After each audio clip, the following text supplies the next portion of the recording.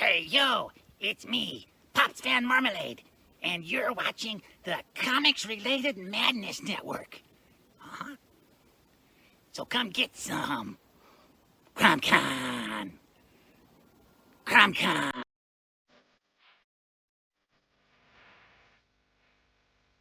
If you're a fan of comic books and comic book conventions, Daytona Beach Comic Con needs to be on your list of must-attend events. It's a show that actually focuses on comic books. Imagine that! This year's event is happening on Saturday, September the 6th, and Sunday, September the 7th. Silverline creators will be there, so we'll see you at the show. If you find yourself in the Orlando area, and let's be honest, doesn't everyone come to Orlando for the House of Mouse? Head over to Coliseum of Comics to get your comic book fix. Be sure to check out their location on East Colonial Drive, where they carry a wide selection of independent comics, including Silverline books. Stop by and don't forget to tell them Silverline sent you. Hey, if you're an independent comic creator looking to get your comic printed, look no further than Kablam Digital Printing. They print our comics and do a fantastic job. They can even print special edition covers. When you reach out to them, be sure to tell them Silverline sent you. Looking for a bold way to boost your business? Advertise with Silverline Comics, reaching readers across the U.S. and around the world. Affordable rates, passionate fans, and national and international exposure, all packed inside thrilling, action-packed comics. All ads must be PG-13, perfect for reaching all ages. Spots are limited. Grab your ad space today and become part of the adventure. Silverline Comics, where adventure lives and your brand thrives. Email us at silverlinepublishingllc@gmail.com for more information. And make mine Silverline. Hi, this is Tim TK, host of That Silverline Show on Tuesday. Join us at 11 p.m. Eastern, 8 p.m. Pacific every Tuesday night as we discuss pop culture and the joys of making comics. Hi, I'm Barb Kilber, co-host of Silverline's Wednesday Wham. Join us each Wednesday nights as we discuss comics, literature, movies, and anything else that may catch our attention. I'm Roland Mann, and I host Silverline's Silver Sunday. Join me every Sunday at 8 p.m. Eastern as we make mine Silverline.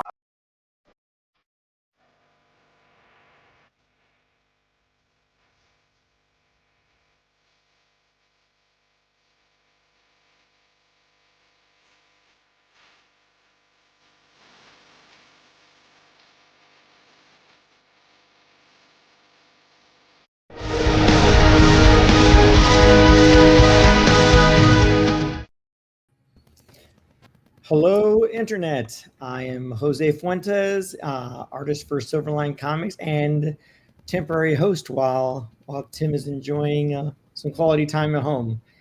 I'm joined by Ron Fortier. Say hi, Ron. Howdy. And Brent Larson. Hello. So tonight we're talking about lettering. Lettering makes the comic.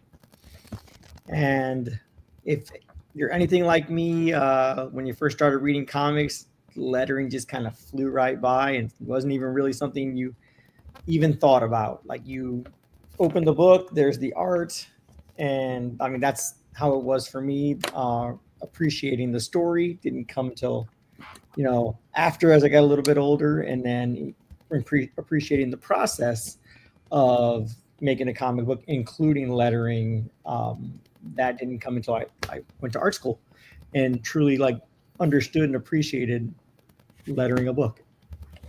Oh yeah, I mean I appreciate your comments about not noticing it. All right, because actually that's the key to good lettering.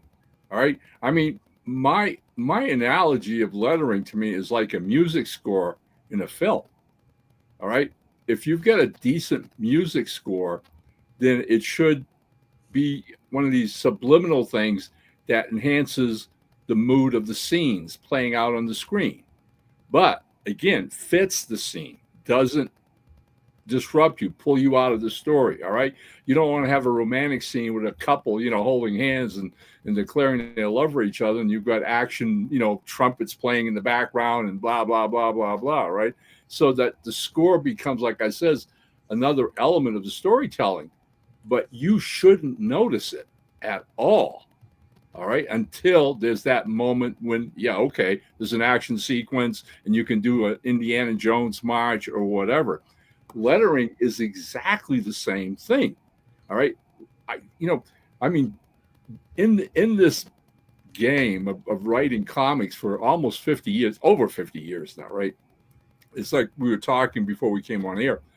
It really wasn't until like about 10, 12 years ago that I began to truly appreciate what good lettering does, right? And its importance to a good comic. And I mean, basically, it's the marriage of two artistic sensibilities. And I printed up a few things that I wanted to play real quick that I think our listeners hopefully will get a kick out of. And that's basically what we're talking about is literature and art. So a few years back, I did a 6-page Brother Bones short story. Artist Joe Arnold did the artwork, and Rob Davis came on board and did the lettering. Okay, so here's a page of the script. This is page 4. All right, now I write full script. So basically, it's this what happens on the panel, exposition, the dialogue, etc., etc., etc. All right, so Joe gets a hold of that. Joe goes to work in his studio, and a little while later, this is that page 4. This is how I set it up, or, basically described, and this is how he interpreted it visually. So again, this is what we've got. We've got literature and art, but they are two separate entities. Along comes Rob Davis, looks at the script, looks at the art, and suddenly we've got captions and word balloons, and we have a story. We have a comic book. And that doesn't happen without the lettering. That's right. There you go. I love good lettering. And you know what? Let's talk about the opposite end of that, right? Bad lettering is the worst nightmare in the world. All right. It's when you've written something and you get the final page and the letterer has put the word balloons over the guy's head or over the background that you wanted to show something, or has absolutely no clue of what they're doing. Oh man, I've definitely seen my fair share, and in the small amount of time, of working on comics, just some bad lettering as well. Obviously, we're not going to mention any names, but no. But if you're going and creating your own comic book, definitely do your research on lettering. On every aspect of making a comic book in general, but definitely don't overlook the lettering. It's not as easy as just writing, putting bubbles and putting words in them. It's more than that. It really is in regards to it's basically a dance with the art of the page. The lettering and the word balloons are really kind of a dance around the art to help guide and accentuate, guide the eye as it's flowing through the story. And yeah, right. I mean, it is an art form. It really is. A good letterer is an artist. Yep. All right. I mean, basically, he steps into a page illustrated by another artist, and he does have a goal in mind, and that's to enhance that page. To, again, like we said, the little example I showed is merge it with the script. But at the same time, going back to that original theme, if he or she does their job correctly, the reader's going to pick it up and get to groove and love the art, which is, this is a visual medium. We all love comics because of the artwork, all right? So if you're a decent letterer, then any young reader, whatever, is going to pick up a comic book and read the book and just literally just read over those letters and captions. I've yet to meet a comic fan who put down a book and went, wow, that was great lettering.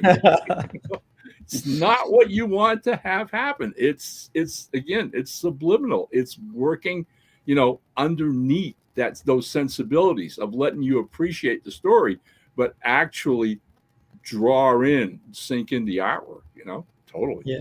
Well, I will say, let's say in the 90s, lettering, I remember I actually have a few, not a lot of them, but a few of the old EC books. And when they did lettering the word balloons, there was a little bit of graphic when it came to, the word balloons, not a lot, not nothing major.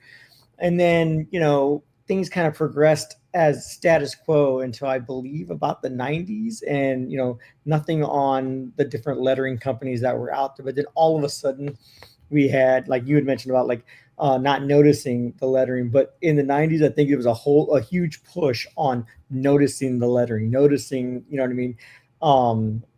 They were like shadows yeah, on the all of a word sudden, balloons, became, right? not even They were different colors for different characters. The fonts changed, okay, like right. very graphic fonts that started coming out. And some of them they fit as long as it fits with the story, but like sometimes it was like, why is this one so colored and graphic and out? Why did we do that? So what do you think, Brent? What are your thoughts? I can really just speak to this as a consumer, but I will say occasionally when I see that the lettering is being messed with, I'm intrigued, because I'm thinking someone is trying to add nuance to the story with a toolbox that has never actually been considered a toolbox until recently. I remember reading a Tom King comic from several years ago, Sheriff of Baghdad, I think, and he had instructed the letterer to actually, whenever someone was speaking in Arabic, to use an Arabic sort of font instead of the standard asterisk translated from Arabic. Yeah, I actually appreciated it. It felt it gave a depth to the story that frankly, I hate it whenever I have to put in an asterisk, right? Translated from whatever. It feels like I'm pulling myself out of the story in order to explain to someone what's actually happening. I like it if they can kind of pick it up on their own without any extra work from me. No, maybe that's probably too much to ask. And then maybe, I don't know, maybe the more people are confused by changing font instead of a dialogue asterisk box. But I don't know. I've seen what you're talking about used, and I agree with you. I think it's innovative, and if done right, it does add to the contents of the story. Different cultures, different places on whatever locales for whatever your story is. There's also we've got the minimal things, the silent things that I think comic readers have been around for a long time pick up on. Okay, like basically the basic word balloon. Okay, you just got a balloon with a little tail sticking out pointing at somebody. All right, but then again, when you're describing or you want to put forth what the character is thinking, the traditional balloon has been the cloud kind of thing, and people, and the little bubbles or whatever, people instantly get that language, or that visual language. It's what he's thinking. He's not talking. Those kind of things.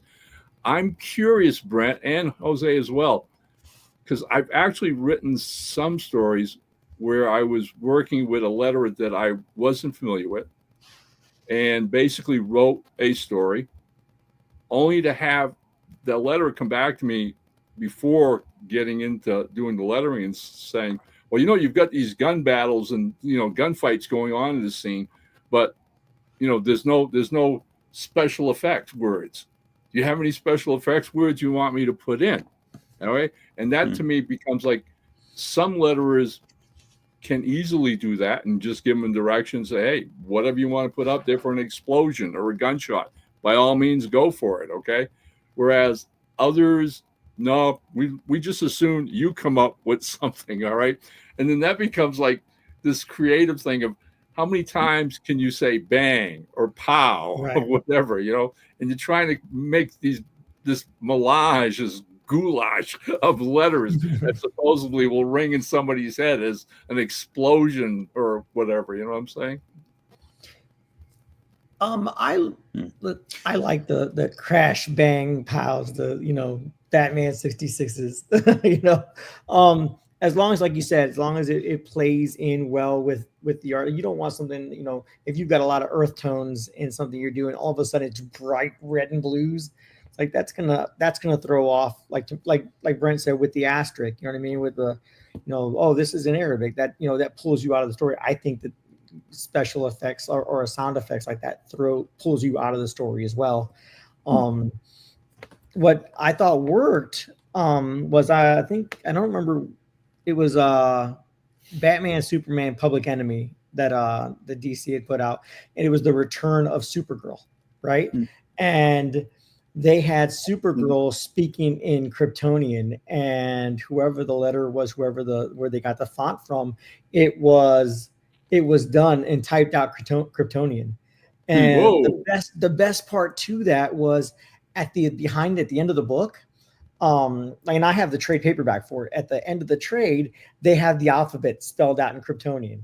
So like, just the idea, like, okay, they didn't give any asterisks. They didn't give any, like, oh, by the way, that she's speaking Kryptonian. It was just the Kryptonian, like, symbols and whatnot, like, throughout until like the end of the book, where, she started speaking in English and whatnot. And like, they never explained it. They never, like, they until you got to the end of the book where they gave you the alphabet. And of course I went back and read and like deciphered the entire thing and just reread the whole book again.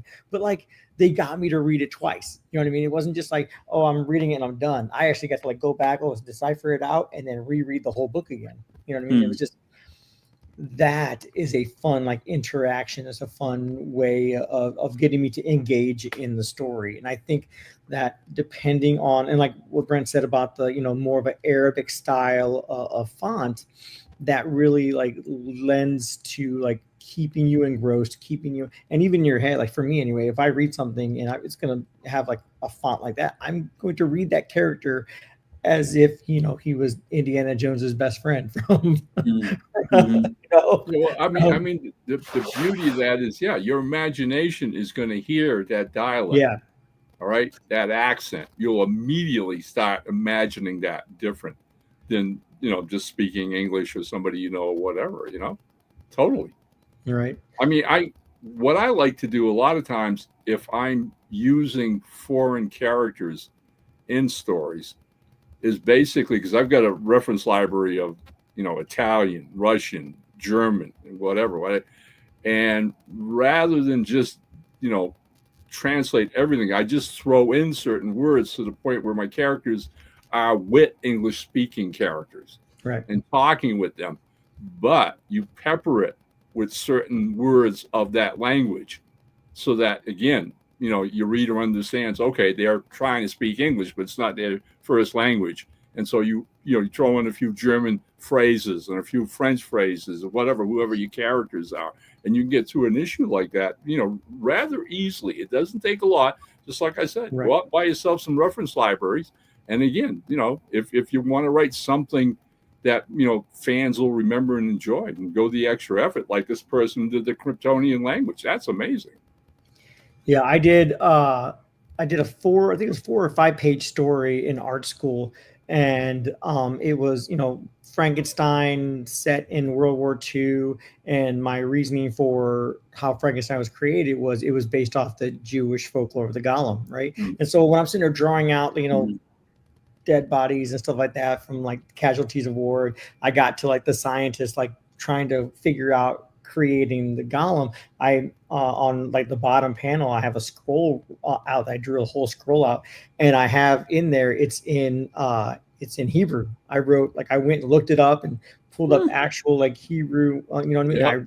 I wrote out in Hebrew, like, my dialogue that I had in there, which I still keep in my portfolio because I'm kind of proud of it. Like, not just the pages I worked on, but like they're not, unless you really like put the time and effort. And if you're beginning working on comics, I don't feel that it's something you really think about. Like, oh, go writing in a different language to, accentuate what the point you're trying to get across. But at the time, for me, it was like, oh, I bet if I do that in Hebrew, that'd be pretty cool. like, let me do that. Like, so I did it, and like my teacher like appreciated it, and I was just like, man, it's like that's one of my favorite pages I have in my portfolio that I like take to conventions just to show people. Mm. Good for you. Good for you. Hebrew's not easy to write, but Yeah, no doubt, man. but it was entertaining. Like, I enjoyed looking it up. Like I said, I looked up the words and how they were written, and I wrote it. You know what I mean? Wrote them down. So It is pretty amazing. Like even just using Google Translate to pick out some foreign words and stick them in there. I've done that a lot. I've had a lot of foreign locales, especially in Calis, and it does, I believe, add an element of nuance, but also just like your story has more gravitas. I think that you are that you're actually trying to capture a sense of place. So many different places it's really easy to just assume that, you know, if you're in the mountains in Libya, that it looks just like the mountains in Arizona, and I've had to show reference photos for that kind of thing. But it's funny that you're actually also talking about, when you're talking about lettering and word balloons, that you're actually, there is a limited ability to use that to also show your environment. So, Oh, totally. I mean, we just one of our listeners who just made a comment about using 90s style graphics when doing his lettering on his projects, which I think is kind of cool.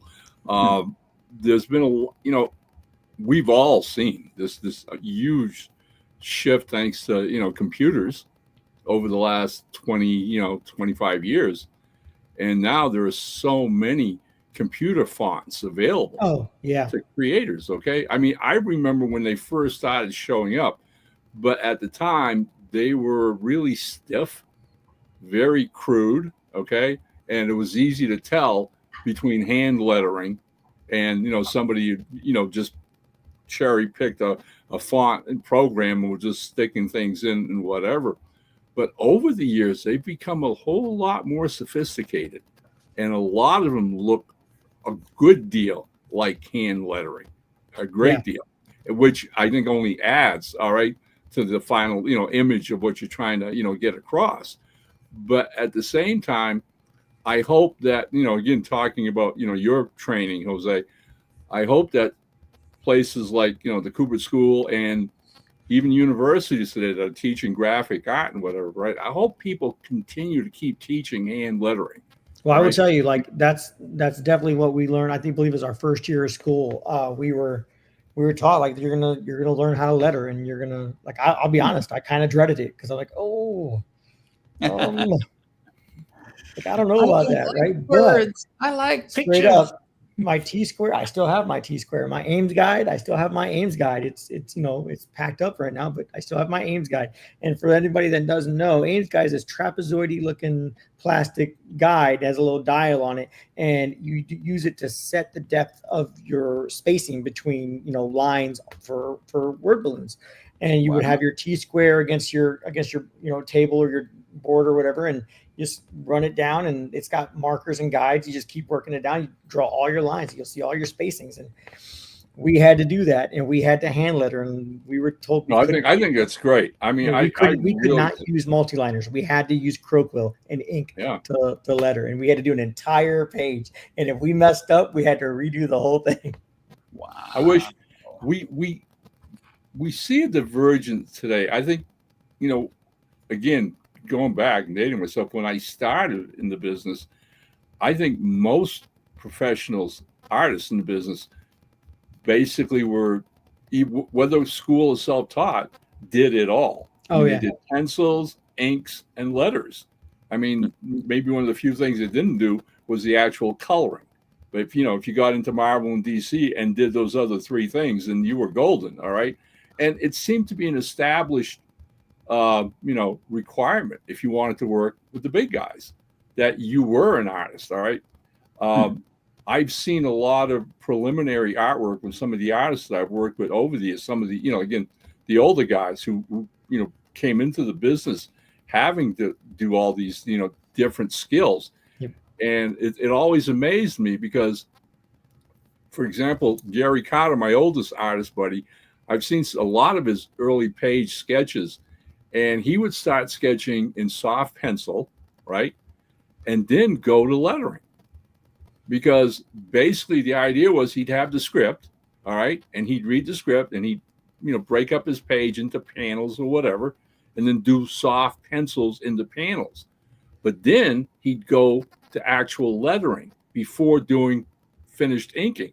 And Right. you say, well, why? Well, the idea being once he started putting the balloons in the panels, he would see visually, oh, well, this sketch doesn't work because this balloon is interfering with this part of his anatomy, or I need to be like this or that. So he would literally put the balloons in, then he'd ink and letter, then go back and redraw the images around the balloons, and then ink.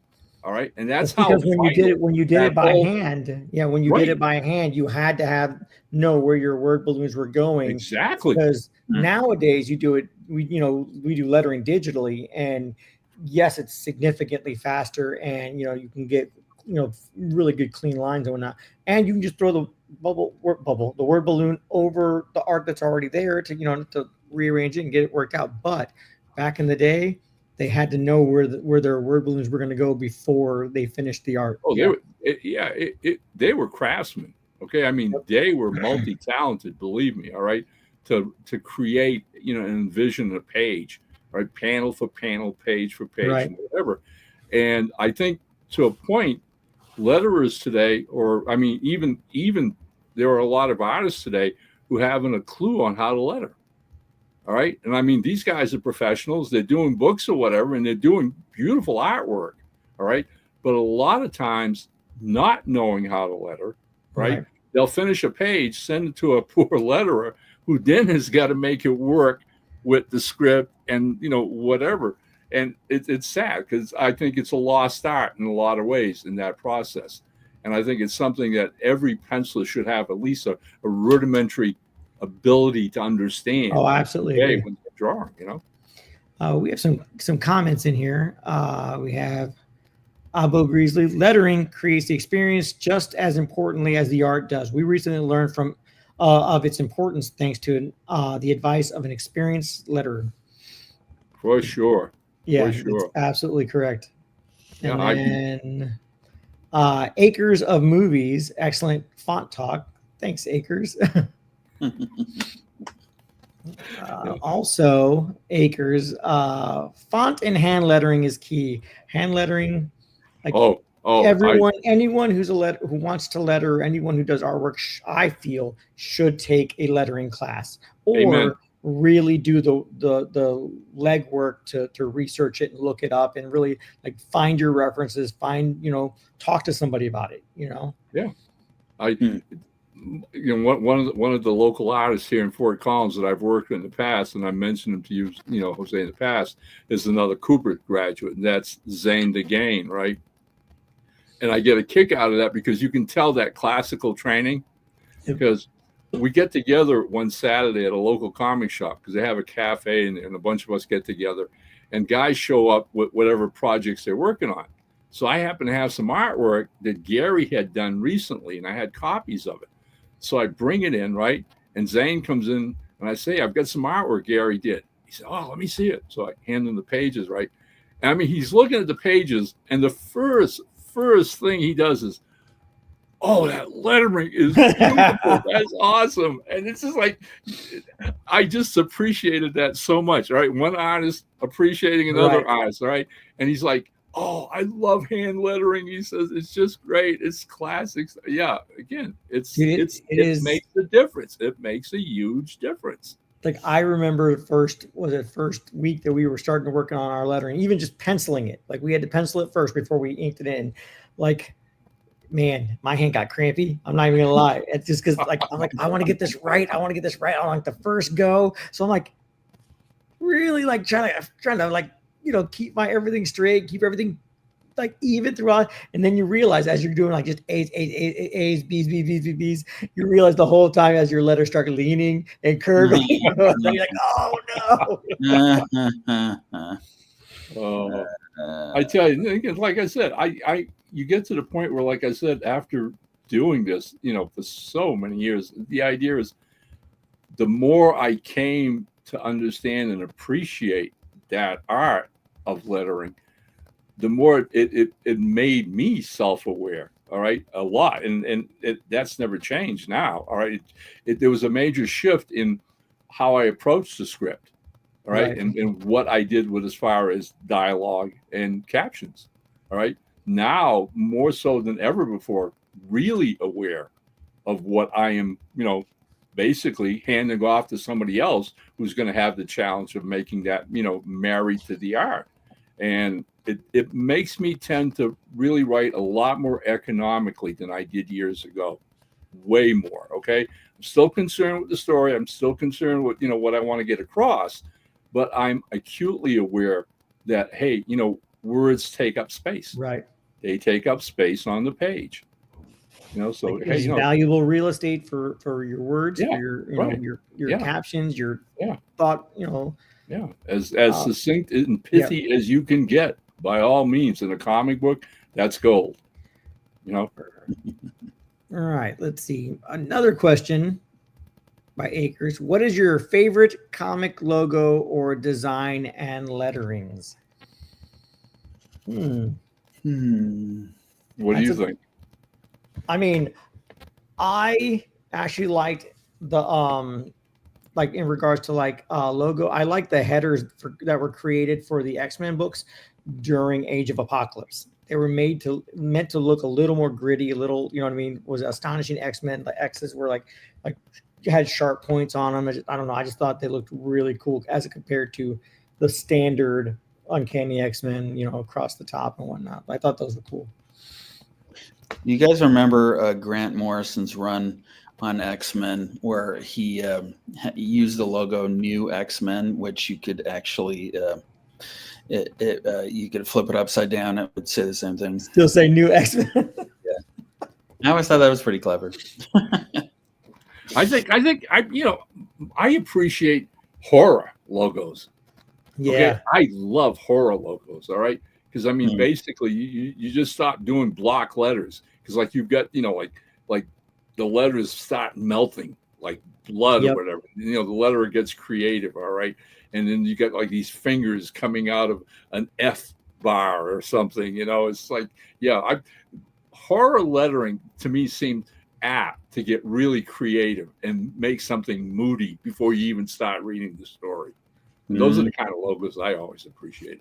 See, and I can appreciate the amount of detail and technical work that goes into sci-fi lettering or sci-fi lettering, sci-fi titles, sci-fi fonts. Yeah. Like those are interesting to me just because I don't know if I have the patience to do that myself. But I'm just like, I would just bubble it out. I would, like just some of the ideas that I've seen online. And like we said earlier, there are several websites now that you can actually go to download different fonts that people have created. Another thing we learned in school was how to make our own font. So we actually were able to do our own lettering, and then we would take that, scan it in, and actually turn that into our own font. Cool. Very cool. Mine weren't pretty. I just want to put that out there. Well, I think the thing, especially with what we're talking about with logos, is basically logos more than anything else demand a really good sense of design work. For a letterer. All right. And because we're talking about that, and I can remember when I started working on Battle Beyond the Stars, Beyond the Stars, not Battle, but Beyond the Stars for Silverline. All right. I just had that title, but we just, we just threw that off to Mike Belcher, who was on board to letter the series, right? And Mike developed the logo for it. And I remember the first time I saw the logo, and I thought, wow, that is really nice. He did a super job with that. All right. And he has a knack for that. Mike really does. he does his own lettering, and he's easily one of the best letterers out there today. All right. And he does a lot of design work, especially in creating title logos and whatever. And he seems to always get the right one for whatever the theme is, whether it's horror or science fiction or Mask Avenger or whatever. He's a talented dude. All right. Let's see. I have more comments. Oh, by all means. I know, right? Let's see. For sure, but it's all about how it cascades down the page. Seriously, lettering is the last advantage that American comics have over Japanese manga. Interesting. I'm not a manga fan. I can't say I've necessarily read manga. Maybe I don't think I have. But yay, advantage for us. Well, from the little I have seen, okay, again, by all means, not an expert on any of this, okay, but I remember back in the 70s when First Comics was on the scene, and First Comics started adapting the famous Lone Wolf and Cub series in this country, okay. And yeah, not much has changed in regards to lettering as far as manga comics are concerned. They put so much emphasis on their artwork, all right, and the motion of it, all right. Because I can remember, I mean, Lone Wolf and Cub was a samurai, comic book about this guy, traveling this Ronin samurai, masterless samurai with his son in a baby cart, okay, and basically you get this idea of when the swords are flying or when they're running and the speed lines coming out, and those are the things I remember the most from manga. But the lettering was just like basic balloons, basic balloons with words. And I mean, don't get me wrong, that could have easily been the English translation that we were reading in First Comics or whatever, but it didn't seem to me like there was a lot of attention, all right, given the lettering. All right. It was just, this is the workman part of this process. And again, like 99.9% of the focus is on the artwork itself. And maybe that's what this gentleman's talking about, because maybe again, it's quite obvious if you read American comics, French comics, British comics. Again, like us, there's a lot of emphasis and thought given to lettering, and it's obvious and you see it. But manga, no, not so much. That's interesting. Yeah. And Abo also says, when it comes to American comics, we are focused on the wrong criteria. I for one, would be interested to know which is the wrong criteria.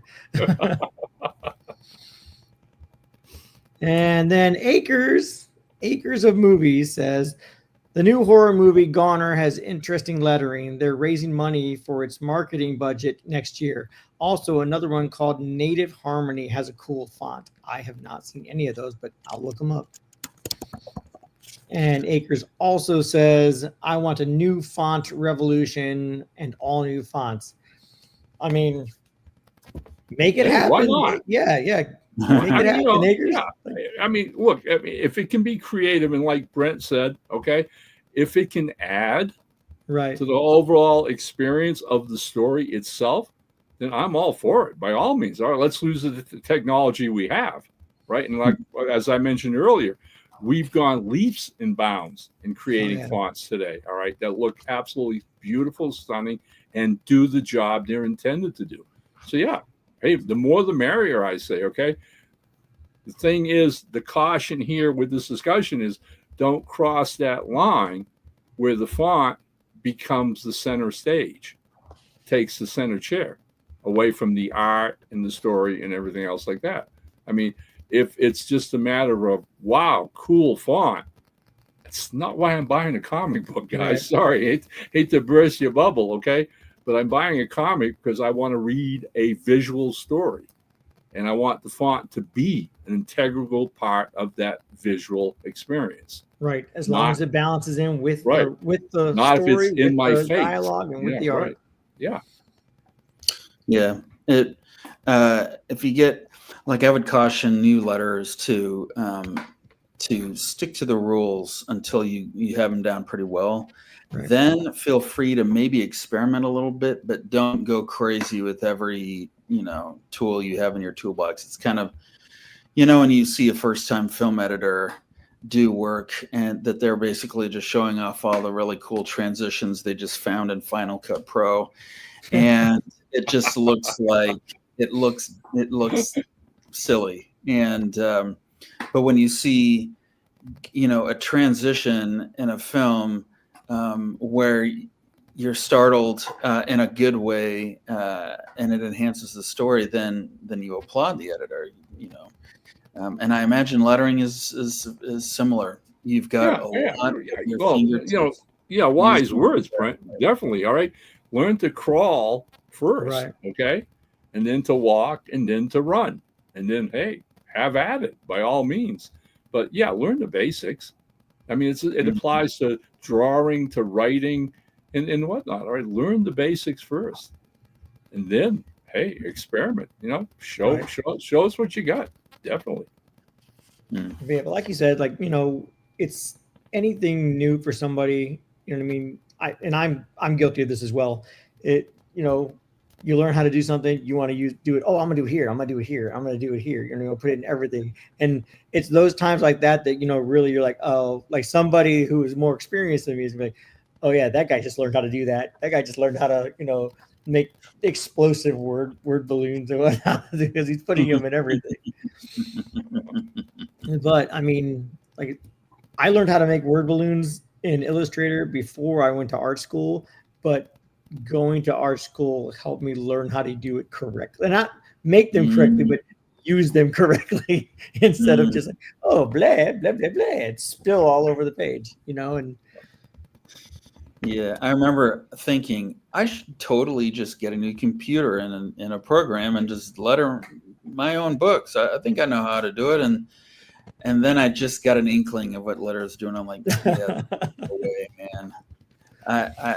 I think I'd rather lean into the skill set I've got instead of like think I can just phone in a new one, and then suddenly I'm in a morass of trying to learn something that is a serious skill set. So, well, I enjoyed learning the letter. I even enjoyed hand lettering. I won't do it in the future, but if it ever calls upon it, I at least have a basic rudimentary experience and skill in it. Doing it digitally, obviously, I feel it's faster. Everything lines up the way you want it to line up. It just, to me, it makes it a little easier, but I'll leave it to the experts. I'm no Mike Belcher. I'll leave it to Mike to do the lettering. Yeah. But it's definitely something like at bare minimum, like I'm not trying to dissuade, but at bare minimum, learn it, like learn how to do it. I feel that you should learn how to do every aspect of making a comic book. You may not be an artist, but at least understand the process of narrative storytelling. Learn the process of paneling. Learn every aspect of it. So if you are a writer, then okay, I understand. It's not just like word here, action. You learn how to make the dialogue flow. You learn how to make the paneling flow when you're writing your scripts and stuff like that. Like truly, like if you want to make your own comic, learn every aspect. You may still outsource it. You may still outsource the writing, the coloring, whatever, but at least you know what the process is, what it entails, and how to appreciate the help you're bringing in for it. Right. I mean, yeah, there's a point where you do something long enough, all right, over a period of years, right, and learn. You make mistakes, you correct, you go on, you try again something else, make mistakes, go on, try something else, whatever, right. And for me, I think one of the sharpest curves in writing, and that's my example of all this, is that like 20 years ago, after like 30 years of writing and just writing, right, Rob and I started Airship 27, And next thing you know, we're asking, for solicitations. And I mean, we're talking prose short stories now. We're a publisher. So we're asking for short stories, novellas, and full-length novels, which I am going to read and edit. Right. Okay. And I'm like, okay, this is pretty much on the job training as an editor. Can I pull this off? Right.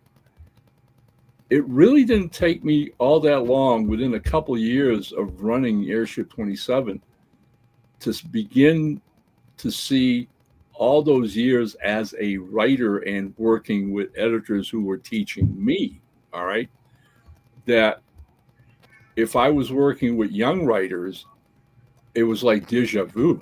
It was like, oh yeah, this is the way I wrote 20 years ago. This is the way I wrote 25 years ago. This is what she's doing wrong, or what she can be doing better, or this is their strengths, and identifying those kind of things. All right.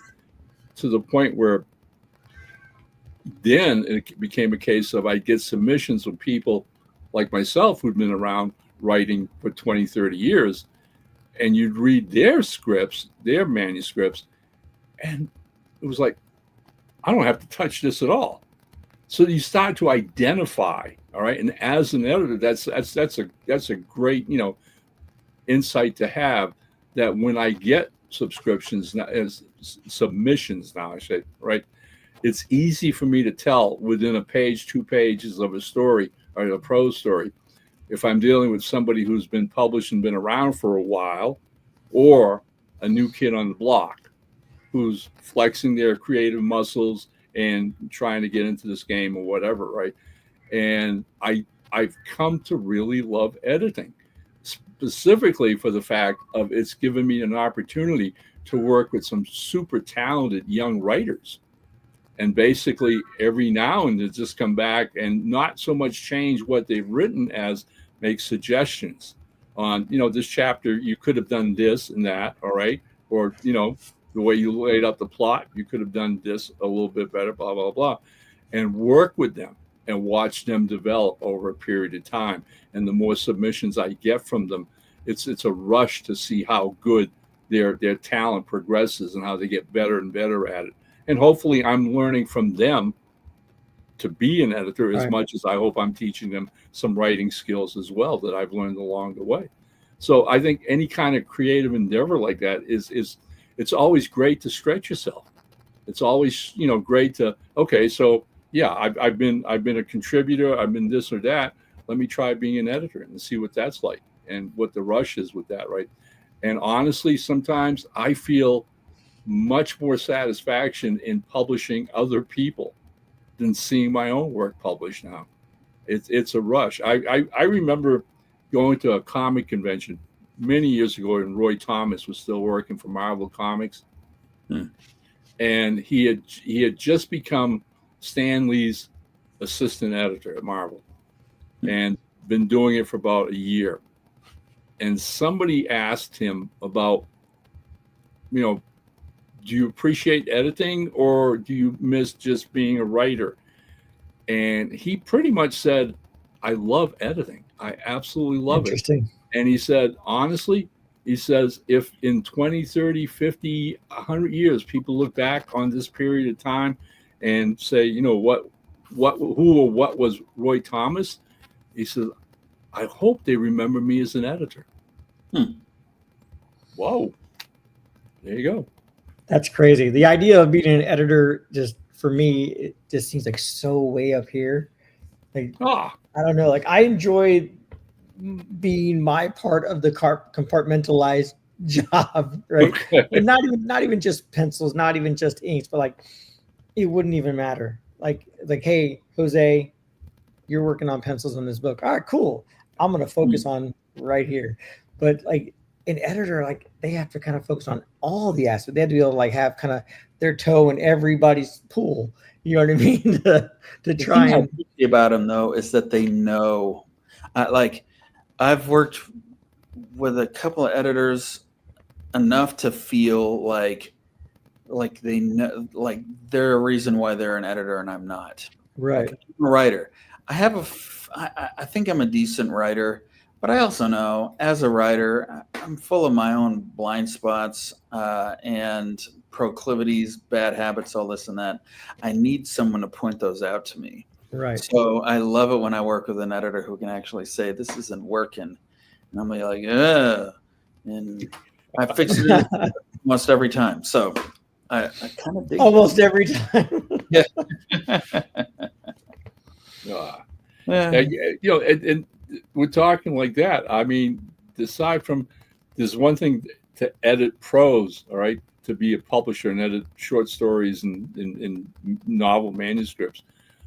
But over the years, I've also had the fun of putting together comic book teams that I wrote, you know, and I got artists and letterers and colorists together. And that's fun. That's really a ball if you can find the right people.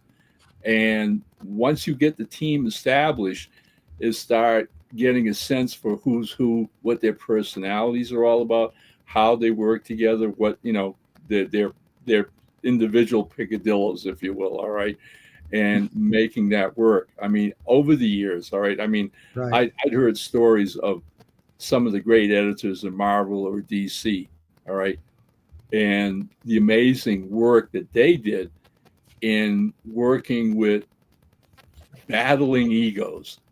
All right, because we fans would just get the comics and read them and think, this is a great comic because the guy's a great writer and the artist is a great writer and these guys are awesome and, you know, it must have been a blast, you know, blah, blah, blah. And you don't give the editor much thought.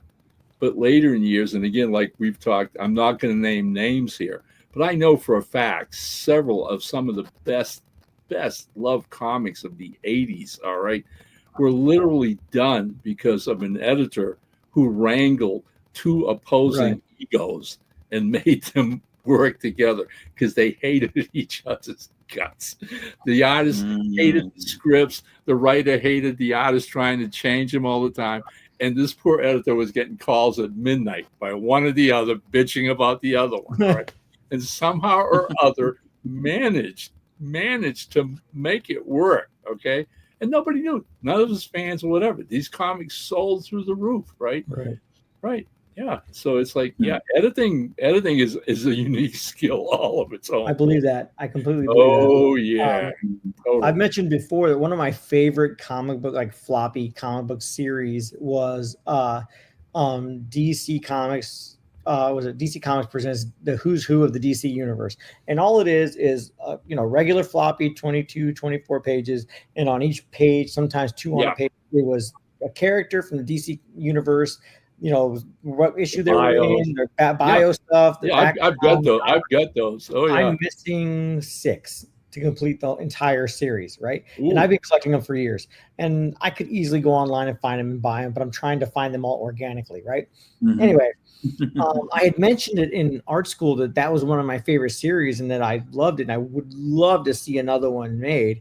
And I don't remember which teacher told me, but he's like, that'll probably never happen because it was such a pain in the neck for the editor or editors, right, to just collect all the artwork, collect all the dialogue, all the text stuff, you know, just to try and collect it from everybody all at once. Like, they'll never do that again. And I'm like, that's kind of sad. Like, I would love to do that. And that would be, I mean, I think it would be cool to have one like that for Silverline. And I think, I'm not sure if I ever brought that up to El Jefe, but yeah, like, that'd be kind of cool. But yeah, just the idea, like, and then he, like, after he said it, I'm like, oh yeah, I could see how that would be a pain in the butt, right? Excuse me, George Perez, can you please send that artwork in? I kind of need that now. Excuse me, Mandrake, can you blow up? You know what I mean? So I totally understand that. I like, after he said that, I was like, yeah, I guess from a fan's point of view, you don't really think about that. Like you said, you know, just like lettering in books, you really don't focus on it. You really don't pay attention to it because we're just here enjoying what is spilled forth for us. But like all the stuff like behind the details and whatnot like that, I get it. That's what I'm saying, I guess. But as an editor, like, man, I'm not sure if I could do that. If I'd be able to pull that off, but it would be fun, I guess, to at least try once, maybe. You know, down the line. It is funny how those editors stuck. I mean, the runs that you're talking about, Ron, that are so iconic. were overseen by editors who didn't immediately quit as soon as the run was over. They just liked it enough to keep it up. So, Oh yeah. Crazy stuff. Totally. But yeah, there's always and that that I love it. It makes you laugh a little bit, but I've always loved the story behind the story. Okay. Right. Anything that you find that you enjoy and brings you entertainment, satisfaction, all that good stuff, and then finding out the process behind it. All right, it's like I get such a great kick out of that. All right, to see the creative hurdles that people have to meet, the challenges they have to overcome, and how they do that.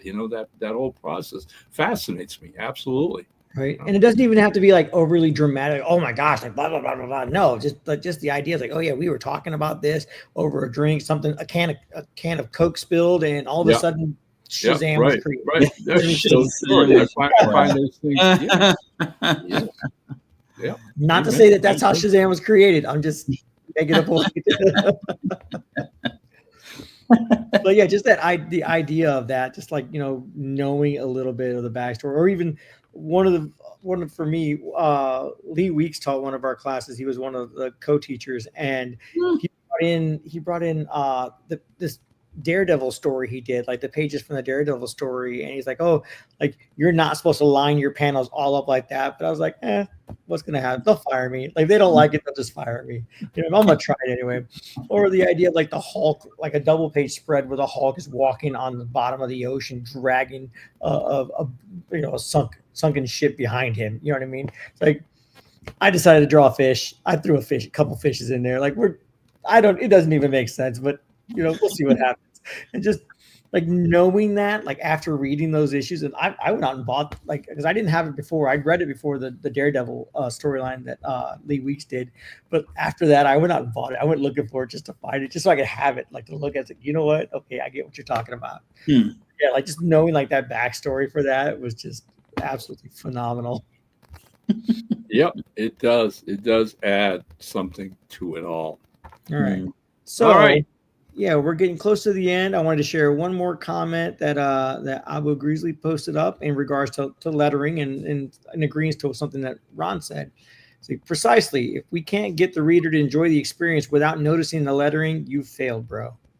So that is definitely something Ron had mentioned earlier in the stream, and I think it holds true. Like, if you want lettering to be there to help tell the story that that you have coming forth, but you don't want it to be so overpowering that it deviates from the art or from the story itself. You don't want the lettering to be like showcase, you know what I mean, the grandstand, I guess. It's such a delicate balance, again, like we're talking about, and like I did with my little example. It's lettering marries the art and the literature, right? And that's, I think, why all of us love comics so much. All right, it's that one together experience that you can't have in separate elements.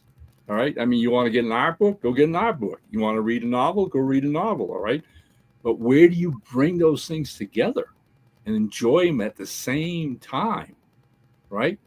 Comic books and lettering is the marriage. Lettering is that glue that makes it work.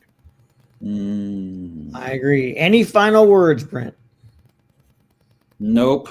I think Ron summed it up pretty good. Just basically explained lettering. That should be lettered. There you go. Very important. All right. What do you say?